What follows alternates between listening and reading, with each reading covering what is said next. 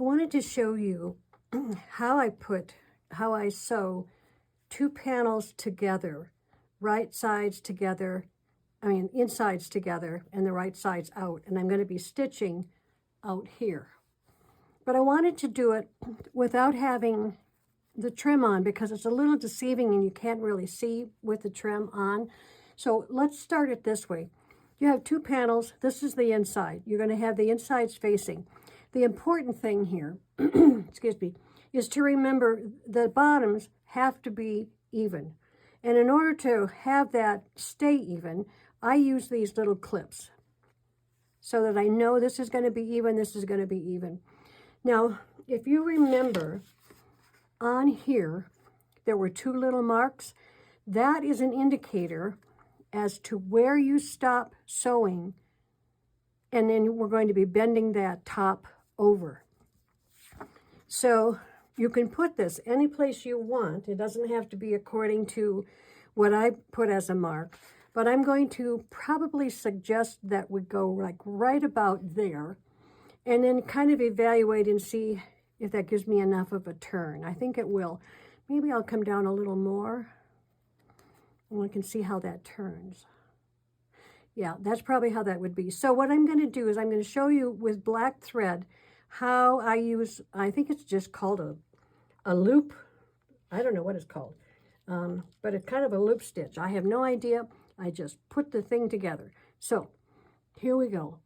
Here's my needle, my black thread. I'm going to bury the knot in here. Let me get this together. Okay, and I'm going to bury it. Then I'm going to come to the front. You see that okay? And I'm going to gather up everything. I'm going right through this one and this one, okay? So I'm bringing this all the way through.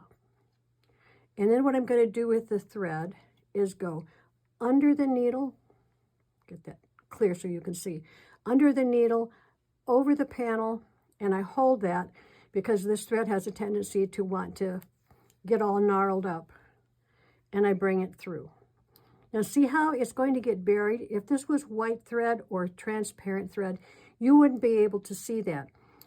And especially if we had the trim on right now, it'd be impossible for you to see it. Okay, so I ended there. I'm going to come back around to the front, and I'm going to come over probably about like that. What is that? Maybe 1/4 of an inch? Under the needle, over the two panels, push it through. And line it up. It doesn't have to be that way, but I don't I don't like it when it's not straight. Okay, bring it over again, about the same distance. I want to make sure that I'm grabbing the stabilizer also. So you can see I'm kind of going about right about there to grab it all. Now, as a second thought, if you don't want to do it this way, you can use your machine stitch.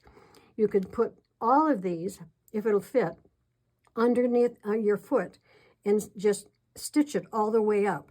Because when you put the trim on, you glue it on and the trim is going to hide where the stitching is. So that's another way that you can do this. Okay, one more time. I come over here to the front. I'm going to go to the back. I take the thread and it's going to go under and over, and I hold it while I come through. Okay, and one more, and then you can just kind of see this is all you need to do until you get to a point where you want to say, this is where I want the bend to be. So I'm going to go over and then down.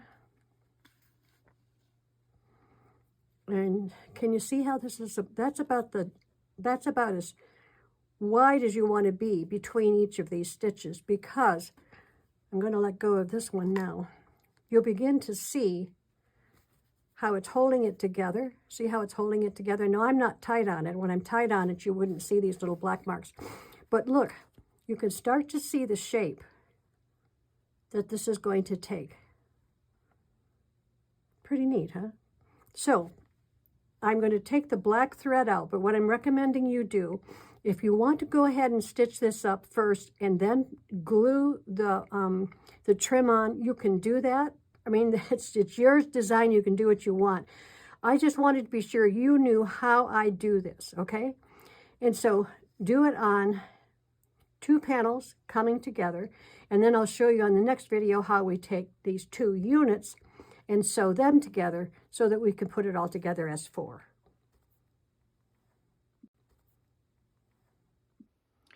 Okay, I will show you where we are. We've got two of our panels stitched together.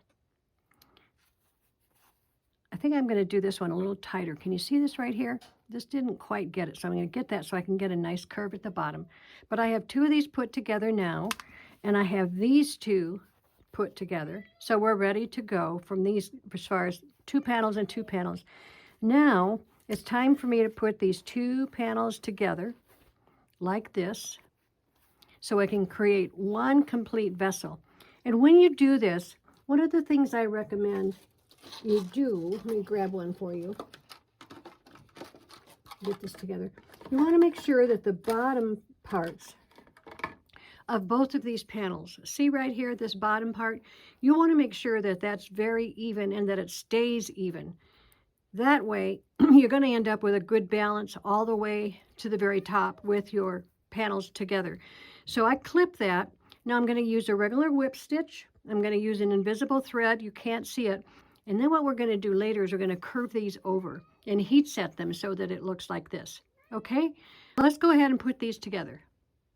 Okay, I wanted to show you how I'm putting the bottom on. I always at least stitch with a whip stitch all the way across one part of the 4 because the other 3 sides will automatically fit in. When you start to put this together, it may not look like it's all going to fit right, but it does. It's flexible and it works itself right into a real good flat base for you. Now that's what I'm doing over here, as you can see. I'm using just a regular whip stitch to put this together. If this is too hard, at least always do one side of the bottom stitched down. Otherwise, you need like 5 hands to keep this all together. And then for the other 3, you can use the hot glue and glue it down. I would go slow to make sure that you're matching everything up and making sure that it fits. So it's really easy to do. Let's go ahead and I'll finish this up. Okay, I want to show you how we're going to curve this over. Remember what I said about this stabilizer, that it was firm, but it was movable. It's also flexible. So here is one that hasn't been pressed and another one that hasn't been pressed. So I'm going to lay this down. Underneath here is a wool pad, one of my wool pads for ironing. And I'm laying it down, and then I'm using a piece of Teflon to, again, protect everything, including my iron, including the fabric, and including the little fuzzy stuff there. I have my iron on linen, which is a pretty hot iron, which is what I want. I want to make sure everything is covered. And what I'm doing is I'm heating the tip of this panel. And once I heat it, it becomes really flexible. I'll hold it in the position I want it to stay in until it cools. And then it'll permanently be there until I reheat it and heat it and reshape it. So it's pretty warm, and I'm just going to bend it and hold it and wait for it to cool.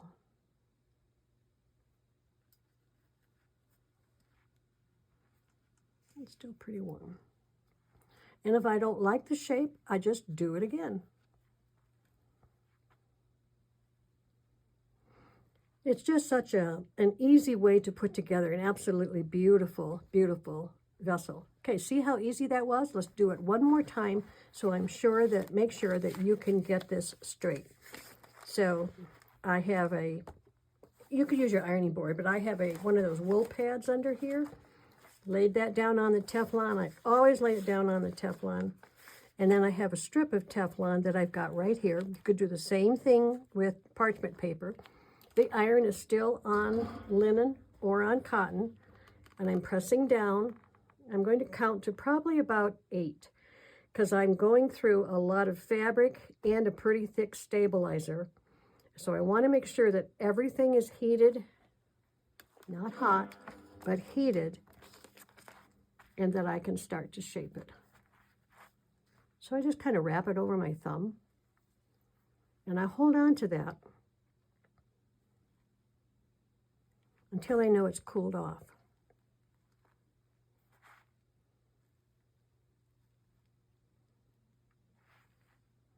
Of course, I'm looking at everything, everything else while I'm at it to see is there anything else I need to fix. And there we have it. I think I like this up a little more like that. Okay. See how easy that is? And now we're all done. Just look around, see if there's any finishing touches that you need. Make sure that these are pretty equal in the places where you stopped. Again, it's very forgiving. You don't have to be exact, as you can see, but just so long as you've got an idea of keeping things as generally close as you possibly can. And there you have it.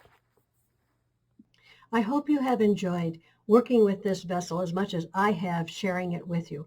I love being able to share anything that I create and hoping that you get the same satisfaction out of it. One of the things I do like about dimensional work is that it gives your regular standard sewing and quilting techniques an elevation. It can take all of your fabric manipulation and embellishments to another level. So let me hear from you. I hope this is something that you have enjoyed as much as I have in sharing it. And please, if you would, subscribe to my channel because that really does help me a lot. Also, in the comments, let me know what you want to hear about. What other art quilting techniques do you want to know about? I've got quite a lineup going for us coming into next year, but we can always accommodate something when we see it in the comments. Also, get to know each other in the comments. We are next year having a new community part of this, which I really enjoy a whole lot more than I do being on Facebook because it's a little more private and it's a little more, I don't want to say more intimate, but I can reach out to you guys so much easier, and I feel like I can get information back from you. So please subscribe.